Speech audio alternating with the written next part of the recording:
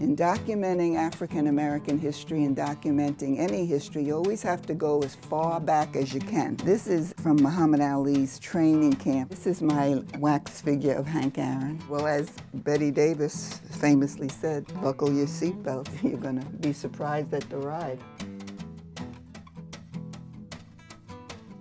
I like to say that collecting is God's work because it consumes me completely. We're in the garage and, you know, space is always an issue because somehow or other I have to live here. This hat could tell the whole story of the Vietnam War. I don't want to die in no white man's war. I'm a descendant of the last slave to be freed on Staten Island. We have a middle school named in honor of my grandfather, a school where I taught for a while. I always was a fan of Jackie Robinson. Jackie Robinson is the reason I started collecting. I was a fanatical Brooklyn Dodger fan, so I started going to sports shows looking for Jackie Robinson material. This is his business card and his membership card. If I couldn't find Jackie, I looked to see what else they had. So now I have documented practically the entirety of the African American experience. This medal is called the Benjamin Butler Medal. It is one of the most sought after items in the whole Civil War among collectors. I've been told that I have the world's most comprehensive collection of African American history.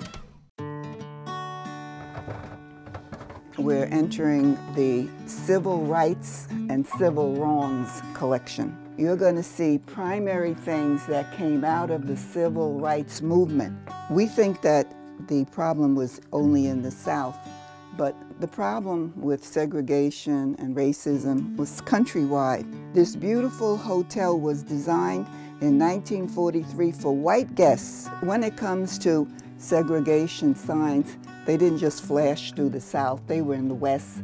They were in most of the country, and they took whatever form the designer chose. You know, the famous Jewish statement, least we forget, that's really the essence of what documenting history is all about. When we have an item that has significance, the story ought to be told. Ku Klux Klan was a cult, but it was a cult that people were passionately committed to. Slavery is a peculiar institution, but I focused more on abolition because I like the fact that it was collaborative. And if African Americans did not have the help of abolitionists who gave up their life on the basis of a principle, I don't believe we ever would have gotten our freedom. We still would be enslaved. We cannot get away from the fact that when this country was born, when it was created, the only people here were African Americans, the Native Americans, and people from the English Commonwealth. So when you consider the length of time that African Americans have been here, they had to be creating stories. Why can't these stories be integrated into the history that they played a crucial catalytic role in creating?